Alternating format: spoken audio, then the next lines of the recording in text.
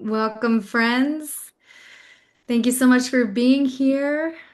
My name is Kyla Pierce, and on behalf of everyone at Love Your Brain, feel really grateful to have what we're just super excited about for our Learning Lab topic today. So we are going to be exploring the topic of regaining focus and intention, how goal management training supports recovery after brain injury, and feel very grateful to have Dr. Kim Willment, who will be leading us through a informative, interactive, and inspiring exploration. For those of you who are new to Love Your Brain, I see many familiar faces, so it's always such a joy to have you here. Welcome, welcome.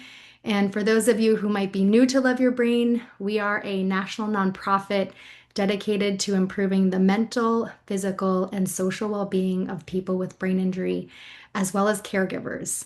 And part of our commitment to offering resources and new tools is doing our Learning Lab uh, workshop kind of speaker series. So thank you for being here. I know there are many other places you could be. We have a fantastic team supporting today's event. Irene will be on tech, so if anyone has any questions, please feel free to chat Irene. Thank you, Irene. And a few other housekeeping pieces before we get started. We will keep folks on mute to prevent any kind of cross audio distraction. We will make sure to have some time for Q&A at the end, and at that point, absolutely encourage and welcome people to come off mute so that we can hear your voice and have a rich conversation. If you are joining us on YouTube, there's a bit of a delay, so just kind of a heads up there, 15 to 20-second delay. And then we will also tomorrow send a follow-up email with the slides as well as the recording. So don't worry about having to take copious notes, or if you have to step away, you'll have this as an ongoing resource that you can access at any point after today's event. So I will, without further ado, introduce Dr. Kim Willment. She is a board certified neuropsychologist in the Brigham and Women's Hospital Department of Neurology. She founded and is now the director of the Renew, which stands for Resilience Through Neurological and Emotional Wellness Program. Renew offers a range of neuropsychological rehabilitation groups to promote recovery and adjustment to neurologic illness or injury, and to support brain and emotional wellness for people with neurological disorders. These group-based services provide education, cognitive skills training, therapeutic support, and enrichment services.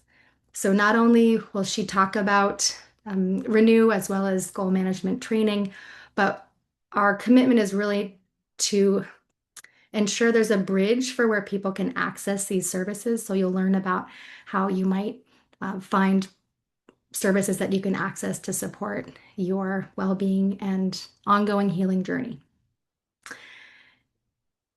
So I would love to now welcome Dr. Kim Willment. Thank you for being here.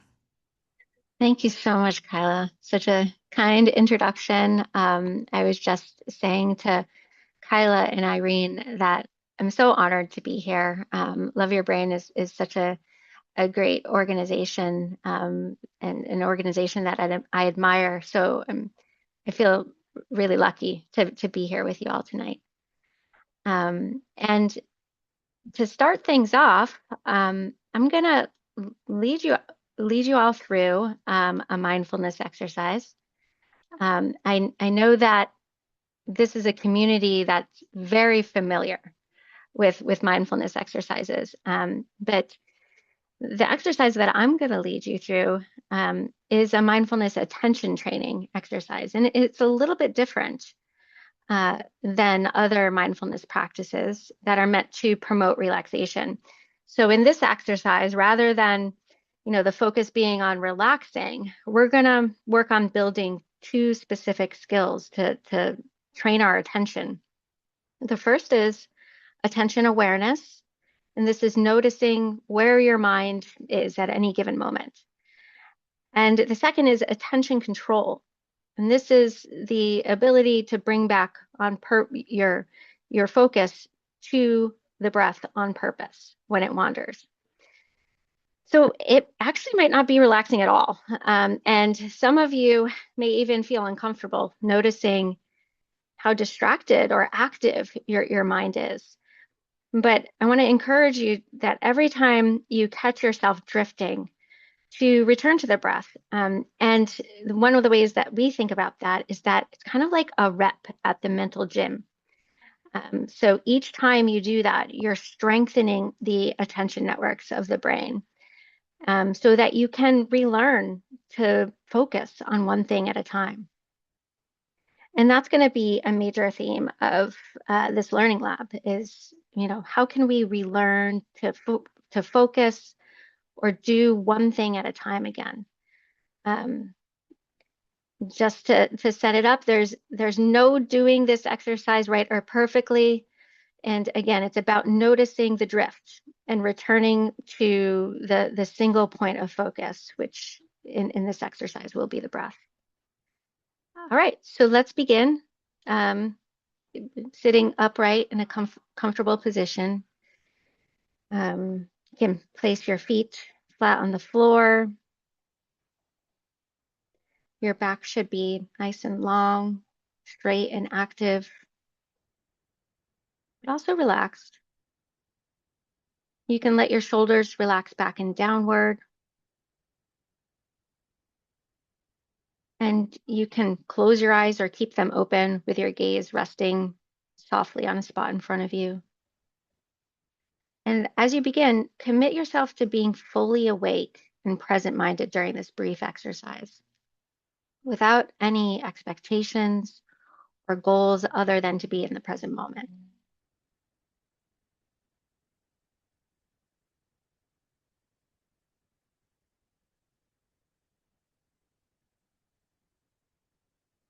And as you sit in stillness, bring awareness to the breath.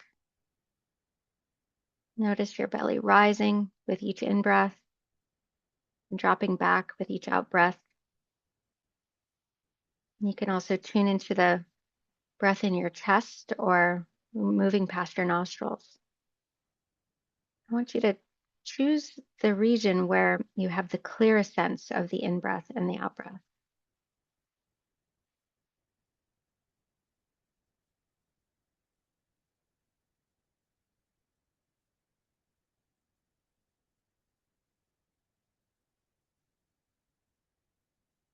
And if you find that your mind has drifted off, don't worry or feel bad about it. Just note that you've wandered. Then return your attention to your breath. Get a rep at that mental gym.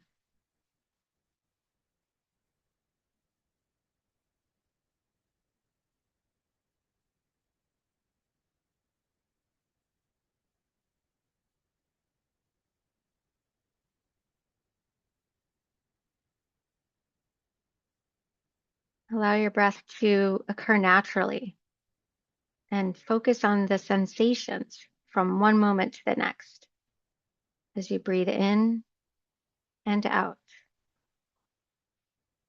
in and out.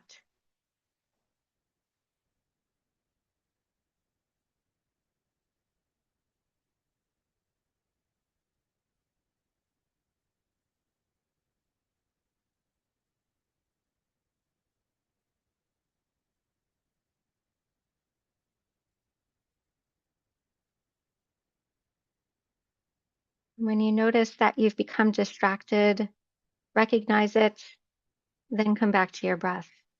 Again, another opportunity for a quick brain workout.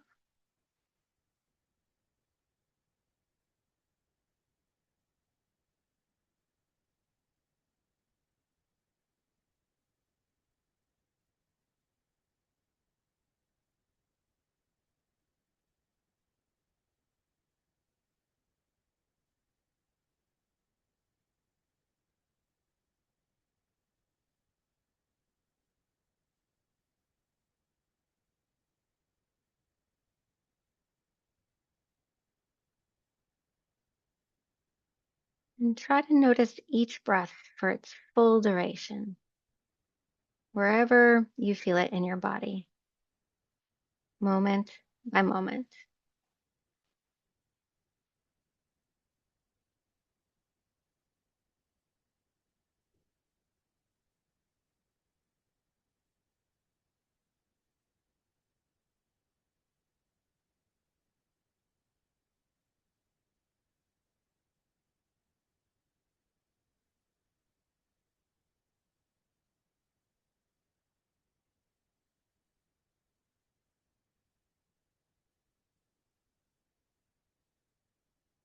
Allow yourself to be in this moment in stillness without any intention to do anything else right now.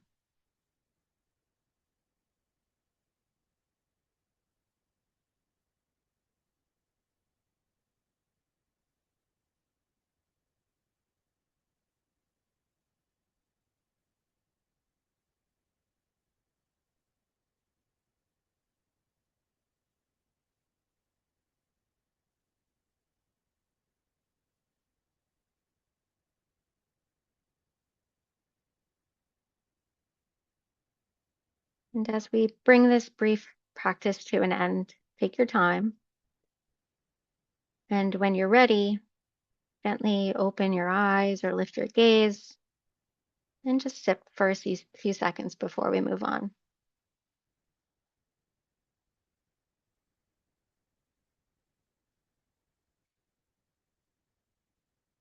We could probably spend a whole hour kind of just unpacking what we were doing in that exercise.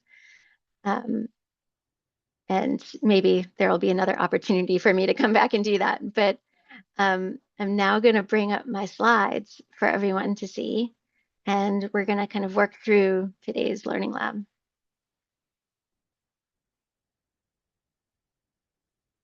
All right, does that look good?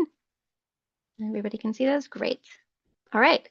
So as Kyla said, the title of this learning lab is Regaining Focus and Intention, How Goal Management Training Supports Recovery or Adjustment After Brain Injury. This is my plan for the learning lab. So we're going to start with what are executive functions. They're a term that gets thrown around a lot, that I think is sometimes poorly defined. So we'll start there. We're going to talk about what changes after brain injury, specifically related to executive functions. We're then going to talk about how GMT retrains executive functions.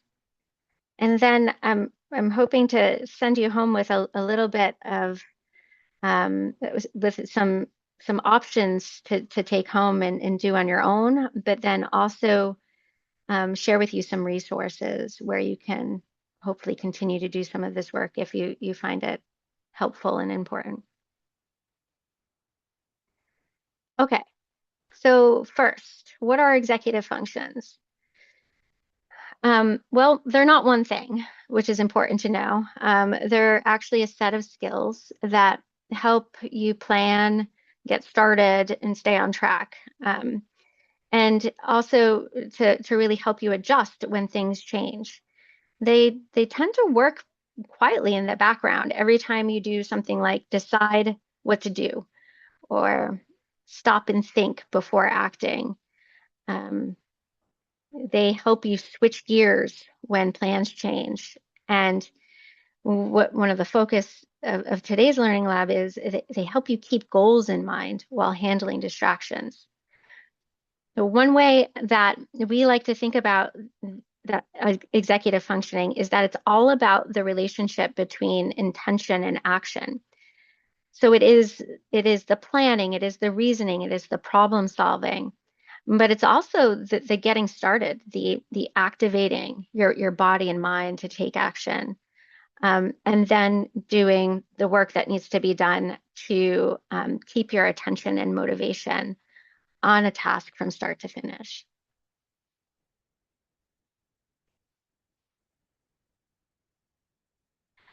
One metaphor that I like to use is that executive functioning or our executive functions are like our body's air traffic control center. And that's because executive function is a coordinating system that manages all of the other cognitive processes, from what we focus our attention on, what we take in from the sensory perspective, to even sequencing our our motions, our motor programs to achieve a complex goal. So you can think about what an air traffic controller has to do. They have to do things like prioritize which plane lands first. Do they have to tell some planes to hold their flight pattern? They might filter out distractions and then quickly adapt if weather conditions change. And our brains do exactly the same thing. When the system is running smoothly, it's a beautiful thing. We can plan, we can focus, we can remember instructions. Maybe we can even juggle multiple tasks really well. But just like a real airport, when there's a storm, the air traffic control can get overwhelmed. It can get delayed, it can get under-resourced, and everything else starts to back up.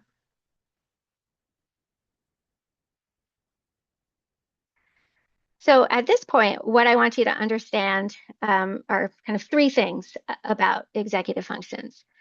So first, executive functioning is about intention and choice. So without choice, we would not be active agents shaping our lives. There would be no pause between a stimulus and responding to it, kind of like how a moth instinctively flies into a flame. We have the ability to pause and say, flames are hot. They could potentially kill me. Maybe I should do something different if I want to stay alive. And this is powerful. But it opens up also a world of complexity and choices around every corner. So executive functioning gives us the ability to choose our behavior rather than just react. And again, this is quite a powerful thing. I've already said this, but it's not just thinking, it's also doing. The cognitive parts, the planning, the reasoning is of course really important. But without initiation or getting started, maintaining a behavior, monitoring what we're doing, none of it really translates into action. And then executive functioning is not one thing, it's a chain of skills. And trouble at any link can really disrupt the whole process. And so that's why kind of really understanding where you're having trouble with executive functioning can help us understand how to target how best we can help you. Okay, so why are executive functions so vulnerable after brain injury? We're going to talk about all the reasons why in a minute, but first I want you to look at this image. This chasm between intention and action is kind of how what we think like characterizes executive dysfunction after a brain injury. So what we often see after brain injury is that there is a big gap between the intention or knowing what to do, or what you want to do, and the action piece of things. So actually doing it. And it can feel incredibly wide at times. So you might sit on a couch for hours thinking about a task, maybe even desperately wanting to do it, but feel completely stuck. It can feel like maybe you're like standing on the edge of one of these cliffs, looking across with no way to get to the other side. And one of the things I want you to know is that this is not laziness. It's not a lack of willpower, and it's not a behavioral choice. It's really how people living with brain injury more easily lose sight of their goals, and are more prone to distraction. And that can, again, make this gap feel really wide, and insurmountable.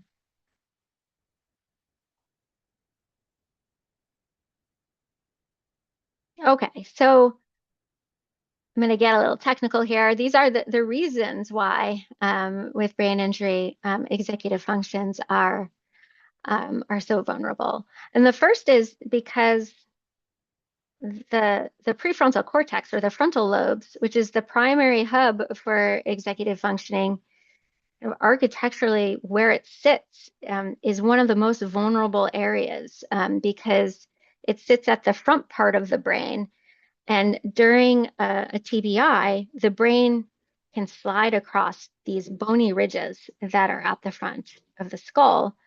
And this can cause things like physical bruising of the brain or contusions, and specifically in executive centers of the brain. Executive functions also rely on really long distance neural pathways, or we call them white matter superhighways. So executive functions aren't just located in one spot in your brain. They're network-based processes, and that's because again, um, they rely on the coordination of almost every other part of the brain. So when the brain rotates during an injury, these long wires, which are called axons, can get stretched or torn. And some of you may have heard of the process called diffuse axonal injury. That's when these superhighways that connect the different regions of our brain, and especially connect the front to the back of the brain, can get stretched or snapped. And then there's this sensitivity to secondary stressors. So executive functions are notoriously kind of fragile, even in healthy brains. So for everyone, kind of thinking and planning becomes harder when we're tired, when we're in pain, or when we're emotionally drained. And after a brain injury, these effects are even stronger. So the same level of stress and busyness, disrupted sleep that you might once have kind of just absorbed without much trouble, now may have more of a noticeable impact on your ability to plan, start tasks, and follow through.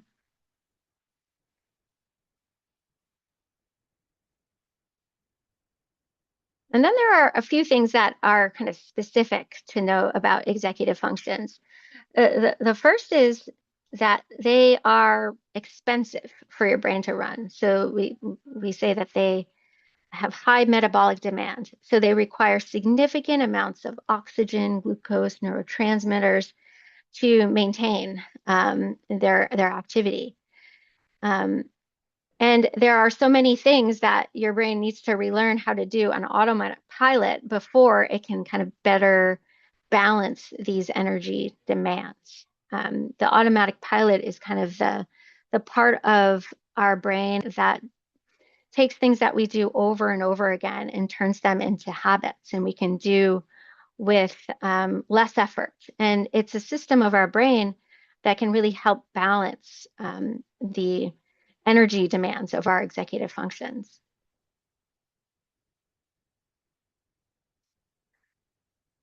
And when there's a breakdown in how your executive functions coordinate, all the things that it needs to coordinate in your brain, it can cause major problems. So I'm going to give you an example here of a breakdown in coordinating attention. So our attention systems have at least two modes.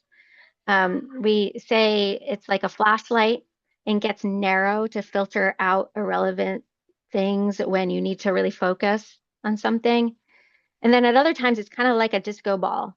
And this is when you're kind of open and exploring the world around you with some curiosity.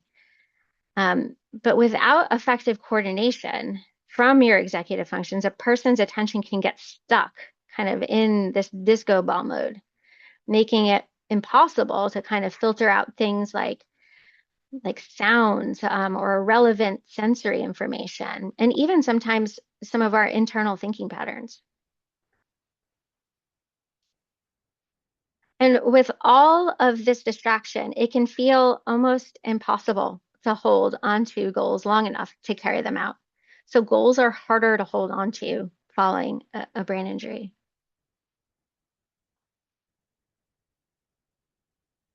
Okay, I wanted to give you a sense of a breakdown in executive function, how it plays out in a seemingly simple task like getting a glass of water. And I think one thing you can do at home is you can kind of keep track of all the times where the goal can kind of get lost in this scenario, just so you have a sense of that.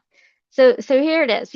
Imagine you're sitting on a couch reading, and you feel some slight dryness in your throat.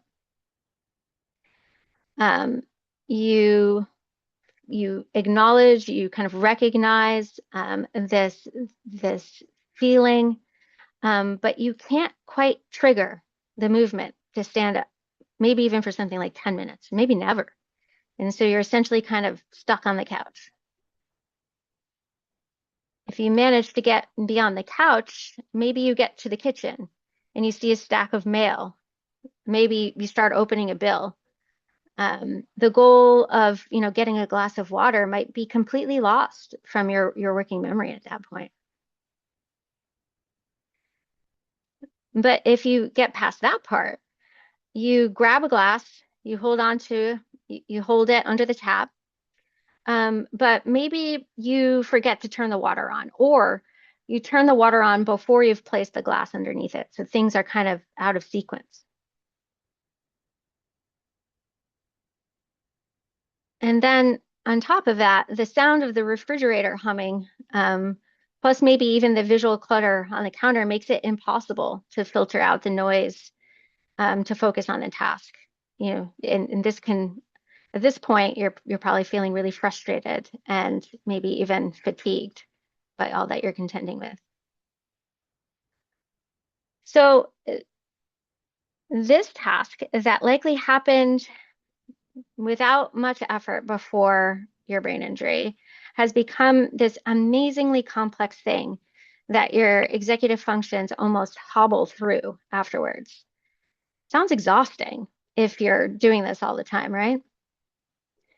Um, so how do we make things like getting a glass of water, even at this level, less effortful and more automatic? And the answer is with intention and focus, which is a big part of goal management training. Okay, so goal management training is an evidence-based cognitive rehabilitation program designed to target your ability to focus, organize, and complete goals or goal-directed tasks. And most importantly, without getting sidelined by distractions and the automatic pilot. And the way that we define the automatic pilot in goal management training is that it's the brain's tendency to default to habit rather than intention. And in many cases following a brain injury, our brains are doing that because habit is not it, it's not as energy intensive. It doesn't require as much resources as executive functioning. It was developed, goal management training was developed by cognitive scientists at Baycrest Health in Canada. And it's widely used to support many people experiencing executive dysfunction due to a range of neurologic conditions, including traumatic brain injury, stroke, ADHD, even normal aging, and the earliest signs of Alzheimer's disease. So what I'm showing you here, this kind of plan, start, sustain, and balance, this is really the renew version of GMT. We've been running GMT for 13 years. So we've really made it our own a lot. And the original Baycrest GMT is primarily about this sustain and balance. And that's what I'm going to focus on sharing with you today.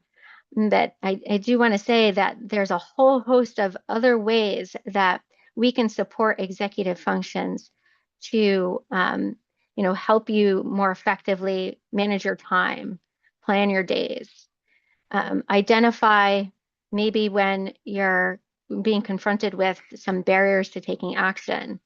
And when you do notice barriers to action, what are some of the strategies that you might use to work around them?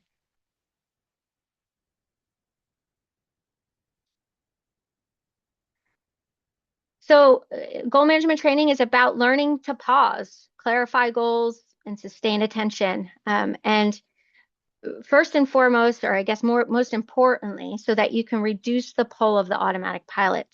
And again, that's the brain's tendency to default to habit rather than intention. And by doing this, we can regain greater control over our actions.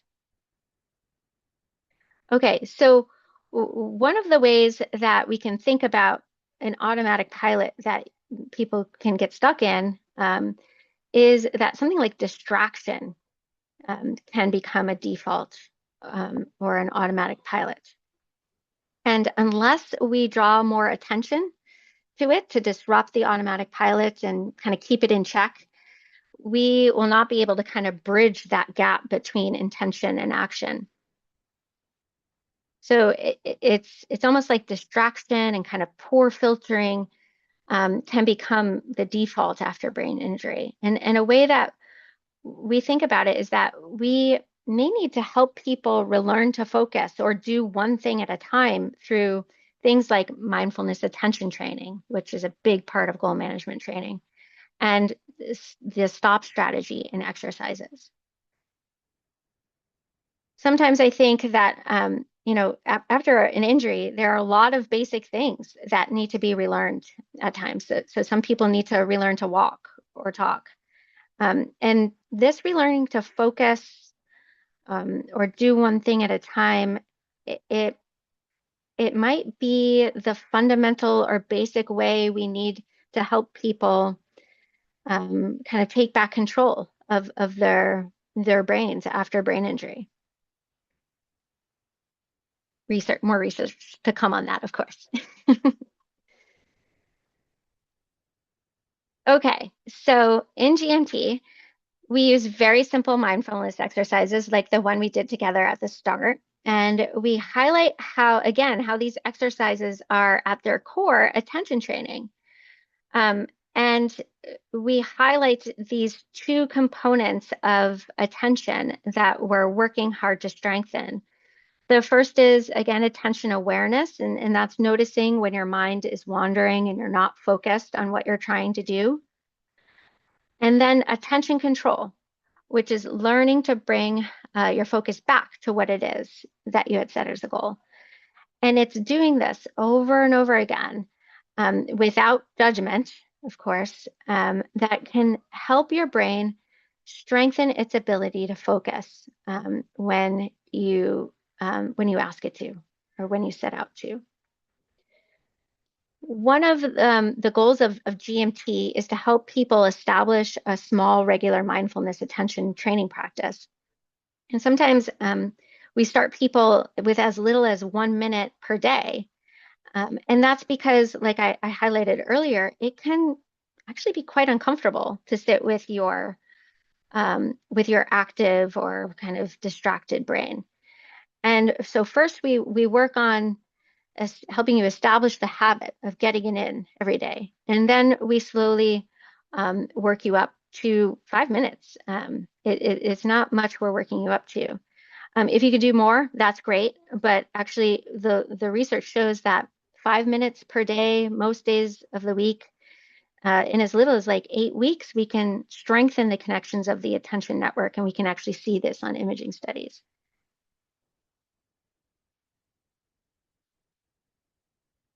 So the second way that GMT helps you relearn to focus or do one thing at a time is through the stop strategy in exercises. So the stop strategy is essentially building a new habit or default of regularly checking in with yourself to monitor whether you're still on track with the goal you've set. And so it's kind of almost like practically applying the mindfulness attention training to something in your everyday life. The primary exercise is the 30-minute stopping exercise. But before we talk about that, I want to kind of just review some natural ways that our automatic pilot gets stopped in everyday life. These are meant to be a little tongue-in-cheek. So one very good, although not very helpful way is to make a mistake. So say you put shaving cream on your toothbrush. As soon as you put that toothbrush into your mouth, you are going to be snapped out of automatic pilot pretty quickly. Another example is maybe if you're kind of in autopilot zoned out while driving, and then maybe you're going a little bit over the speed limit, and then a cop pulls behind you. It's kind of like you're automatically snapped out of that autopilot in that moment. The second way here is to finish the task that the automatic pilot was doing. This is quite the dated example here of maybe sharpening using one of these old school pencil sharpeners. But Kyla, you were actually going to sharpen a pencil beforehand. I wonder if you were going to use one of these. But an example would be absent-mindedly sharpening your pencil all the way down. So you're kind of just going, going, going, and then you're like, huh, why did I do that? Um, Another example, this is another driving example, but say you take the same route to work every day, but then you are, you're going to a party that is somewhat off that route. But then you start the drive, and it's almost like you come to when you're in the parking lot of work, and you're like, why am I in the parking lot at work? That's because your automatic pilot finished that task, that program that it had started. Other people are really good at stopping the automatic pilot, and sometimes frustratingly so. But sometimes if you're working on something and maybe even you're a little bit in hyper focus, if somebody comes up to you and says, "What are you doing?" you're going to get snapped out of the automatic pilot.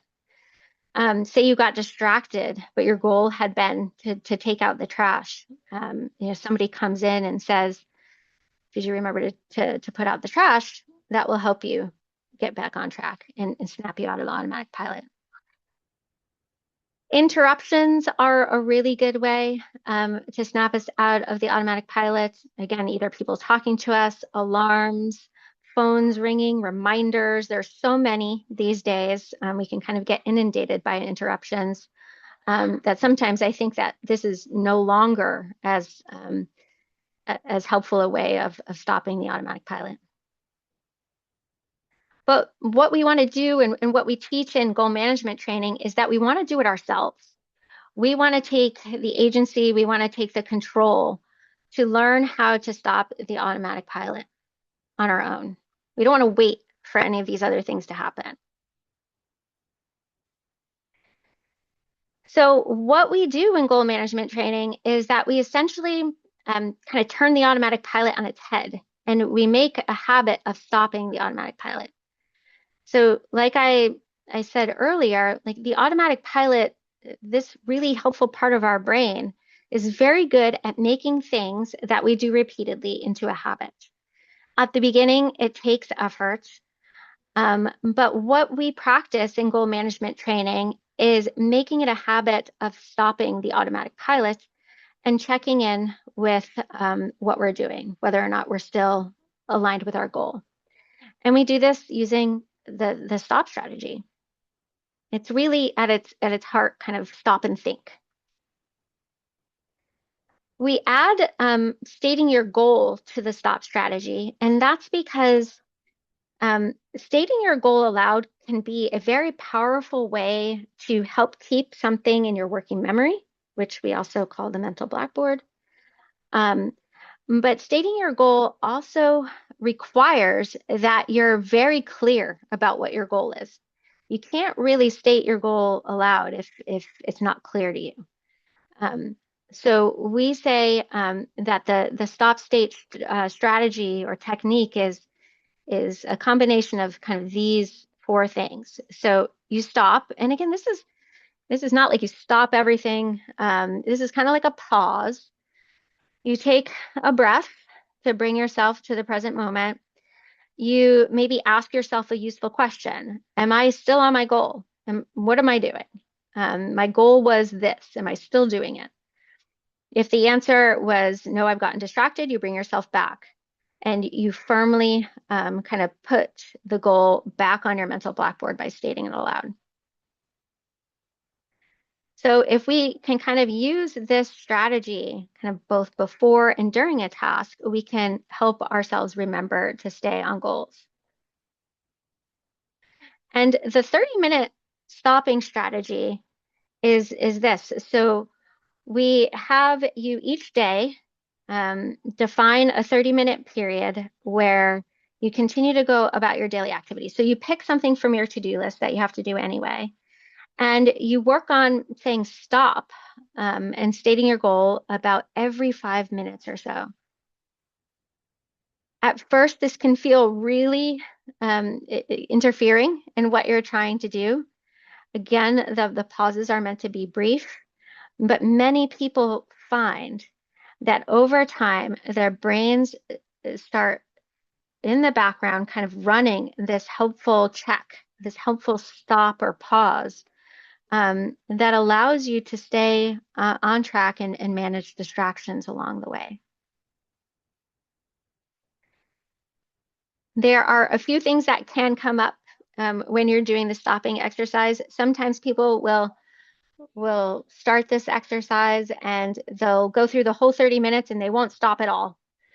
And that kind of defeats the purpose because we want you to get that practice, the repetitions of checking in with your brain.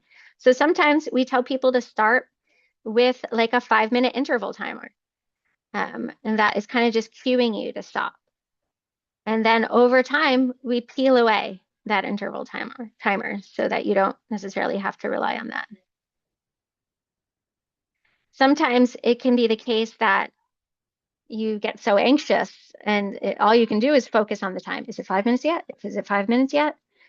And if that's what comes up for you, then we kind of also want you to use an interval timer because the goal is for you to actually be working on your task, but at the same time, um, be working on this habit of checking in every 5 minutes or so. So there are ways that we can help you set up this type of practice, even if at first it doesn't feel good.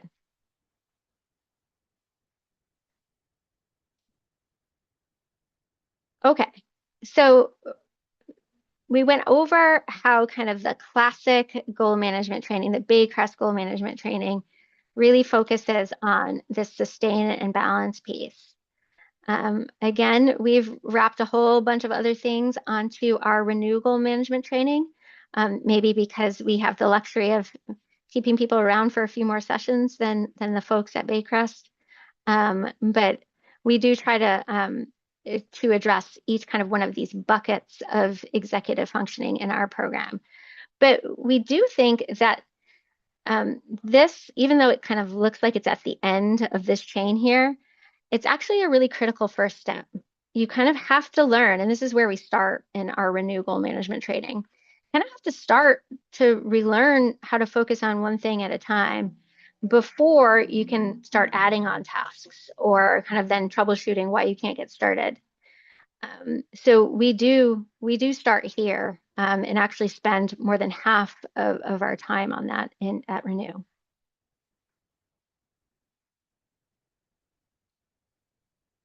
Okay, so if you want to start your practice at home, um, you guys have boundless resources for mindfulness training through Love Your Brain. And you can apply kind of this new knowledge that you have about strengthening your attentional awareness and attentional control. And you can do it in as little as 5 minutes most days per week. We do breathing exercises in goal management training. As long as it's kind of not too contemplative of a practice, it should be reasonable for you. So if you prefer body scans or something like that. You can also start working with the stopping exercise. So try out setting aside 30 minutes to work on something. Say you have to check some emails, or say you have to like respond to your emails. This is like a mind, uh, you can open yourself up to a lot of rabbit holes by just checking your email. So you can work on checking your emails for a 30-minute period of time. And if you're checking in with yourself and you're like, am I still checking my email or have I gone off and I'm now shopping on Amazon? Or am I reading the blog post from, the one of the emails that I was opening? And so every 5 minutes, you're checking in with yourself to ask, am I still checking my emails? Am I still checking my emails? Another great way to use the stopping exercise or to practice the stopping exercise is to do it while reading. Reading requires so much attention. And oftentimes we can kind of start to zone out while you're reading. And you might notice this when you maybe get to the end of the chapter and you're like, I have no idea what I just read. Um, And so if you set out to read for 30 minutes, you can check in with yourself every 5 minutes and ask, am I still focused on what I'm reading? Am I still here? Am I still with this text? If the answer is no, then you kind of help yourself get back. Maybe you do a quick breathing exercise. If the answer is yes, it's a brief pause and you keep going.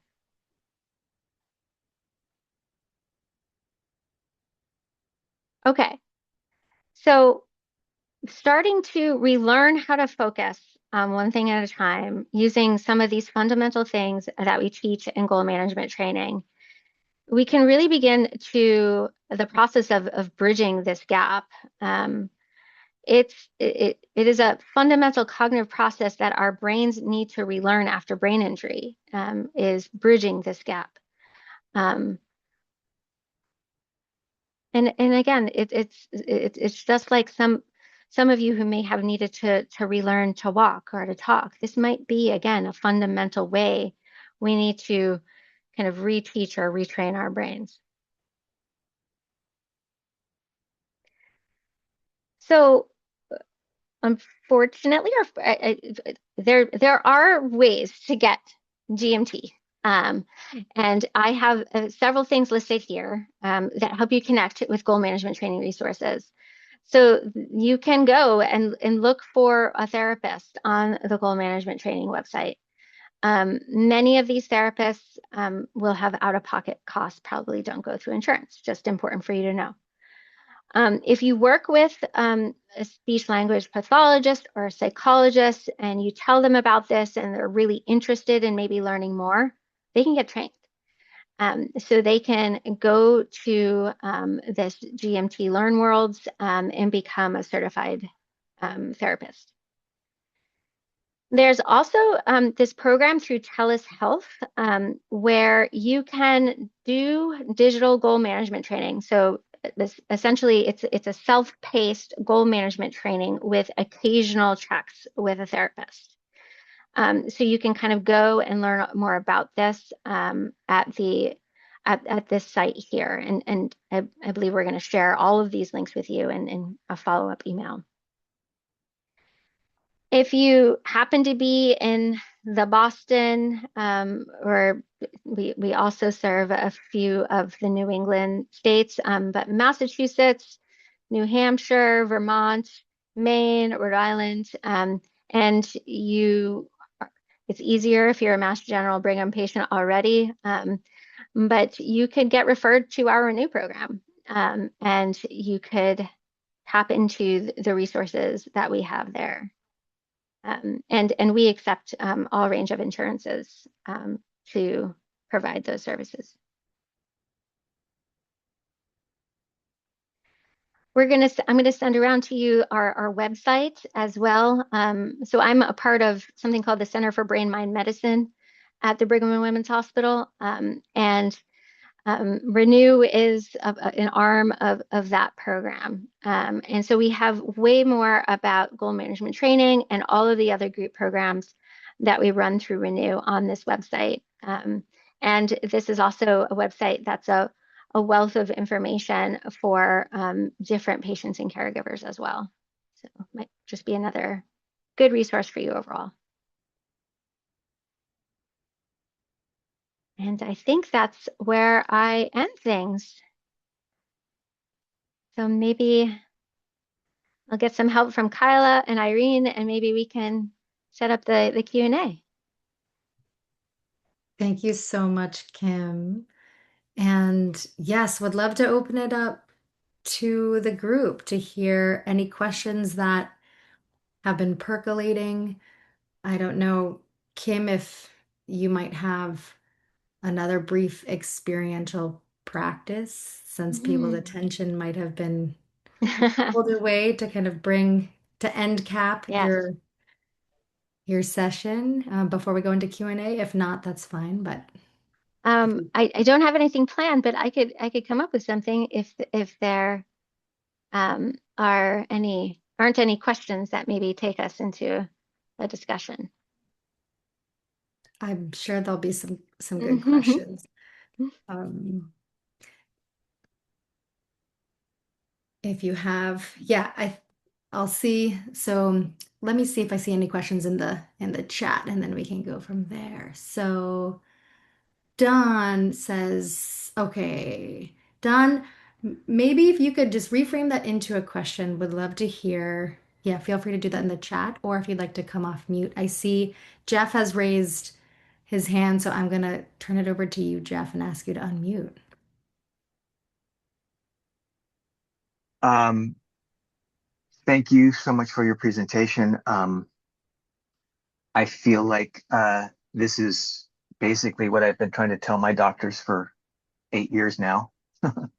The situation of feeling like my life is like a house of cards. Um, and it's with the emotional dysregulation and the inability to how the dis executive functioning just takes so much more energy now than it used to. And I had ADD before my brain injury, and how I feel like after my brain injury, my ADD isn't necessarily worse. It's just that the tools that I used to use to power through with my ADD are crippled. And so, like, I was running at 95% of my capacity before, and then Mm, with the injury, now I'm going beyond my capacity all the time. yeah, yeah, yeah, yeah. Um, Um, and I feel like part of the problem I've had now is that after the brain injury, I was still trying to use the same tools. So I was constantly going over, pushing and pushing and pushing and pushing. And, you know, every night I'd be in the middle of the floor in the fetal position. So everybody kept telling me to back off, back off, back off. So now I've backed off, but mm, how do I now I've gone too far and I'm not getting anything done. yeah, So how do I find that balance yeah, of yeah. of pushing to get things done, but not going over the limit? It's such an important question, Jeff, and is so individual to each person. But the way that we do it often for people at the Brigham is we start really small. Oh, I just lost you. Where did your face go? Um, and well, I trust that you're still here. Yeah. And um, we start really small, and sometimes we start with the basics. We start with the fundamentals of making sure that you're taking care of yourself and establish routines using those specific kind of key important daily tasks.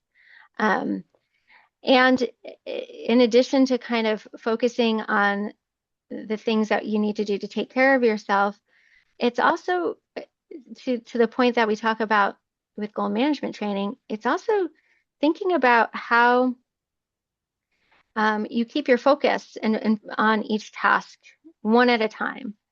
So that when you are brushing your teeth, you're not only you're brushing your teeth only. You're not brushing your teeth and kind of thinking about the five other things that you need to do after you brush your teeth. Um, and so it's starting at kind of these really fundamental um, places that we find helpful.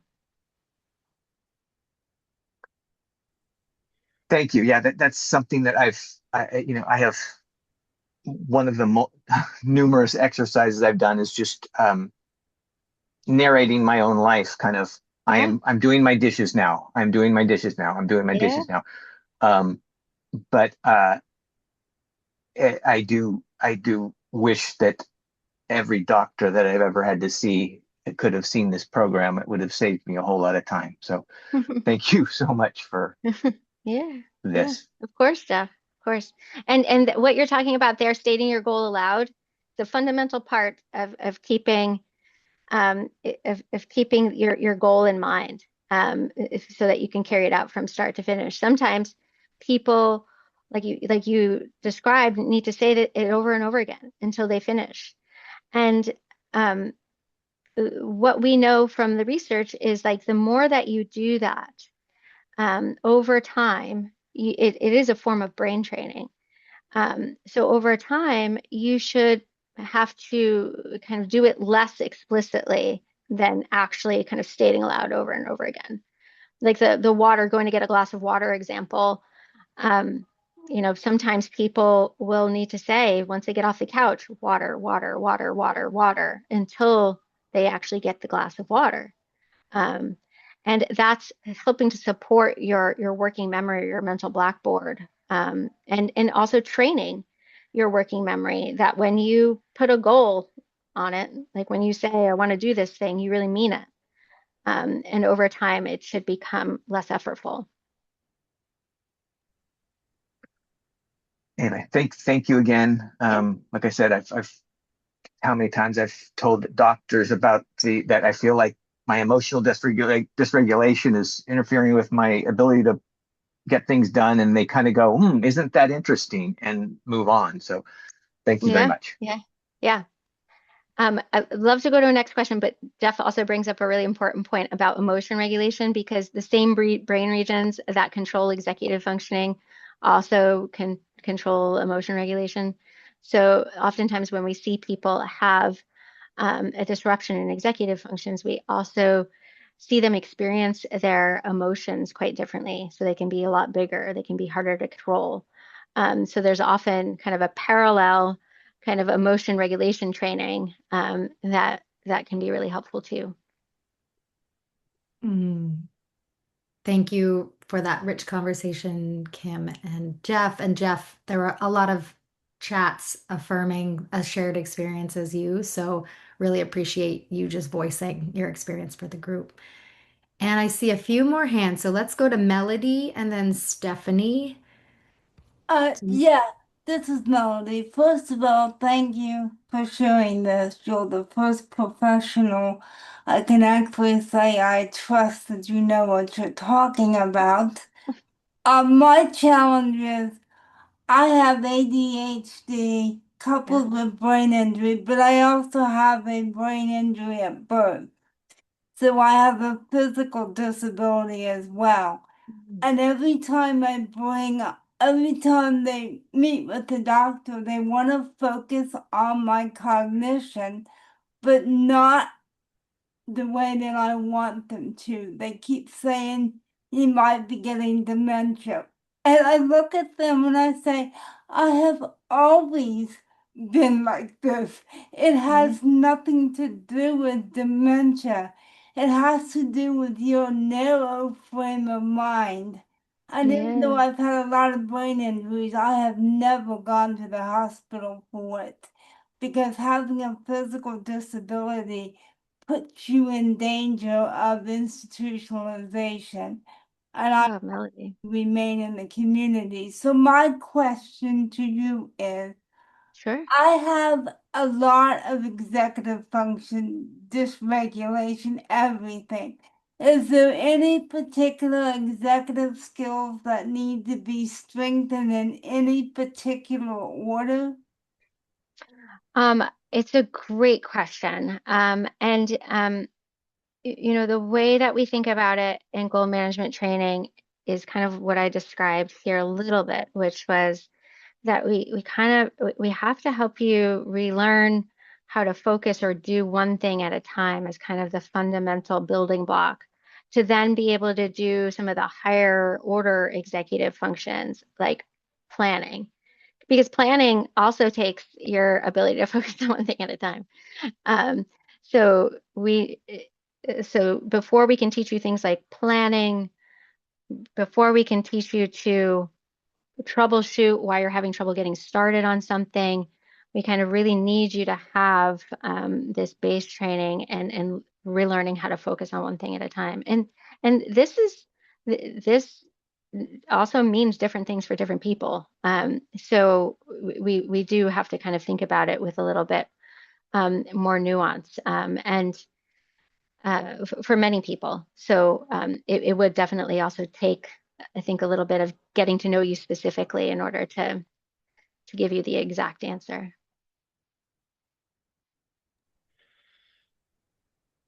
Stephanie, and then we'll go to Deborah.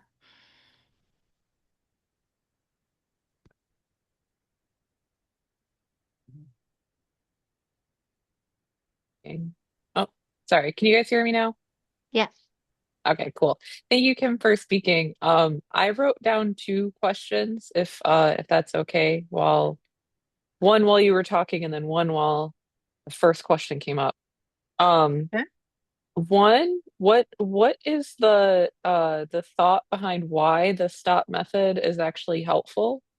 Mm-hmm. Um, Um, okay. go You, ahead. Yeah.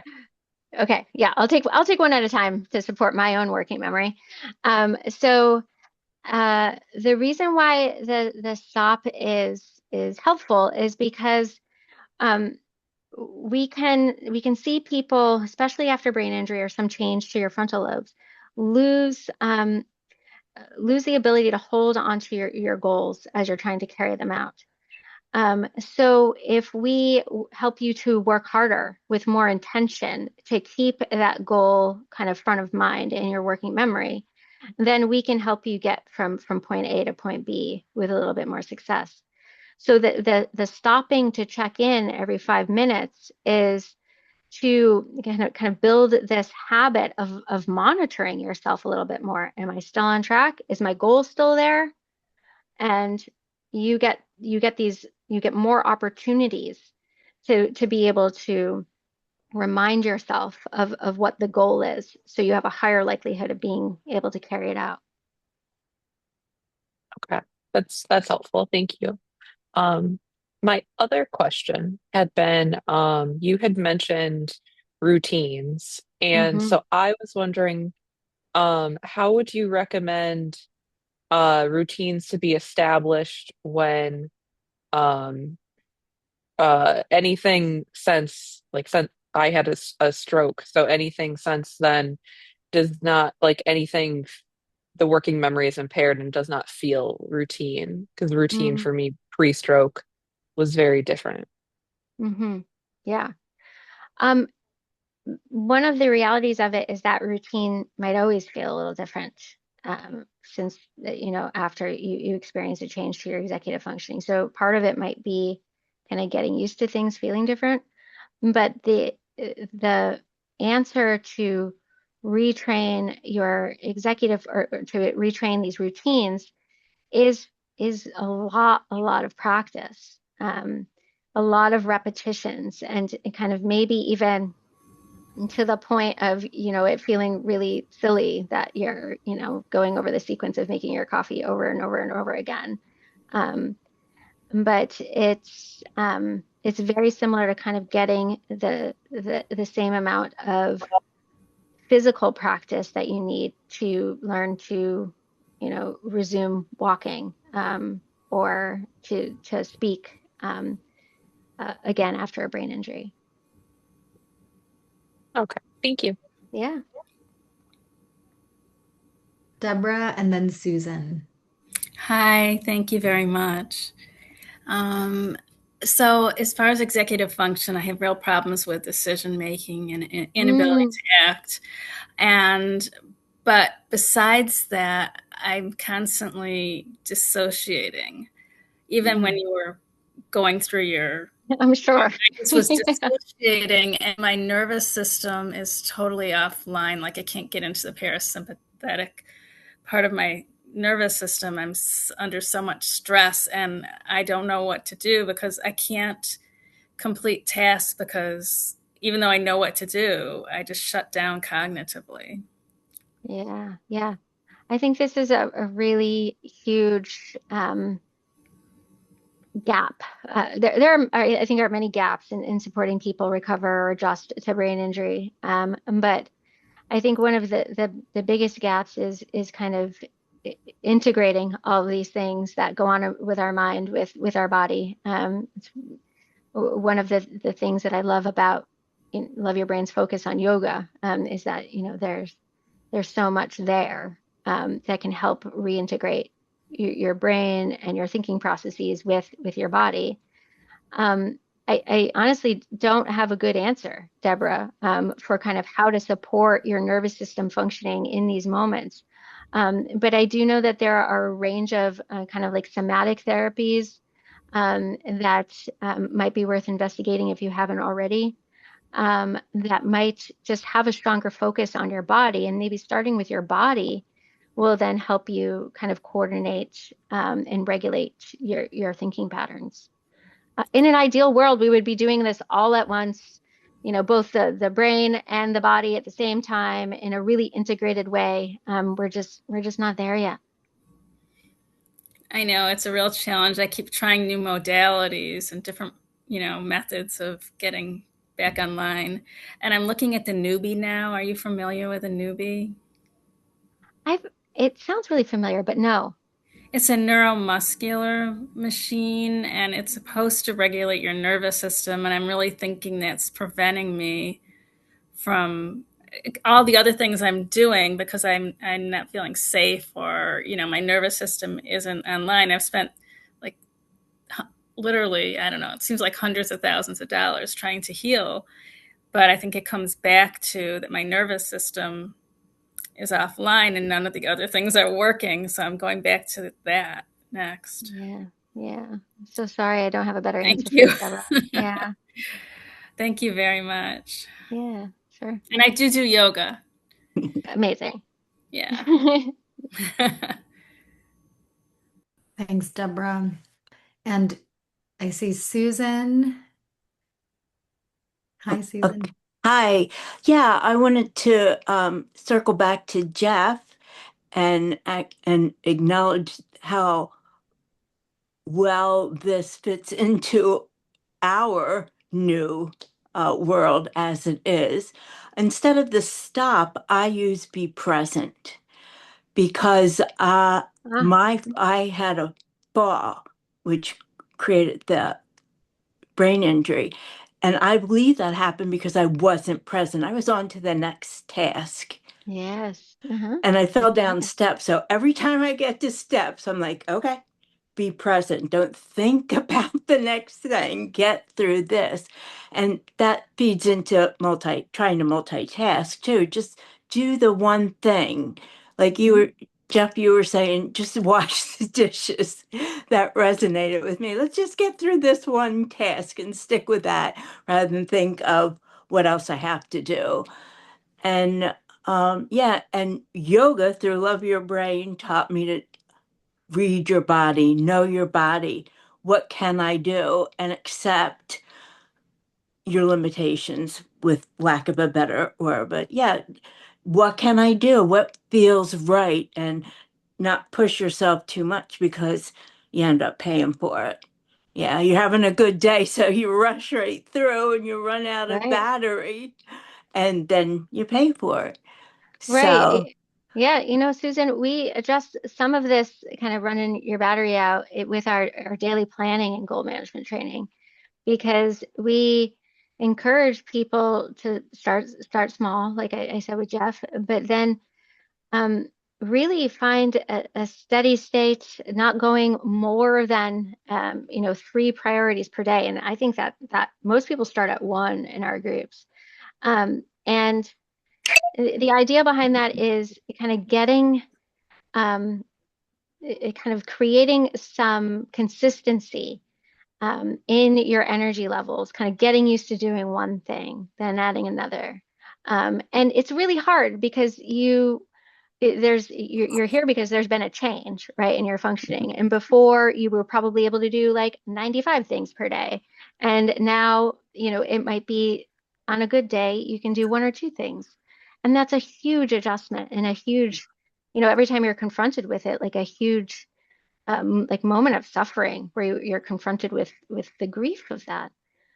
So I always, in addition to doing cognitive training or cognitive rehab, making sure you're integrating some body related therapies, psychological care, psychotherapy, acknowledging that this is hard for a number of reasons related to the grief and loss of what you're experiencing is also really important.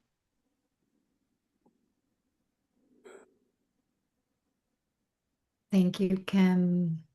Mhm. So I see Renuka. Thank you. So I'm about 10 years out now from my brain injury. I had earlier concussion, and then I had an anoxic event. And I'm super grateful for where I have gotten to. Still have grief, clearly. Yeah. But what I'm grateful for is with a lot of the yoga and the meditation, the mindfulness, and some of the nutrition stuff that I've incorporated, I have gotten to a place where my daily functions are pretty good, right? I can discrete tasks, specific tasks, physical tasks, I'm able to focus and accomplish and get through all of them pretty well most days. Where I'm struggling now is the higher level organization, right? So trying to do beyond daily tasks, trying to find and orient myself to future goals, long-term goals, aspirational things, because I think that that's where joy comes in life, is in the aspirations. And I don't want to live in this constant everyday world, because I still feel a lot of grief when I live here. So I'm wondering, how do you recommend finding and breaking down those goals so that you can actually get somewhere moving forward? Yeah. Yeah. Um, this is such an important question, and I think captures something that's so fundamental to being human, and that we kind of all need a sense of meaning and purpose. And you can certainly have a sense of meaning and purpose in living well and mindfully every day. But what you're talking about is also, like you said, having these aspirations, and maybe identifying what um, like a higher level of meaning and purpose might be for you. And I I find this most effectively done in the context of a good psychotherapy, kind of exploring what's really meaningful to you, and then you kind of using those sessions also as an opportunity to think through the different steps that would need to happen.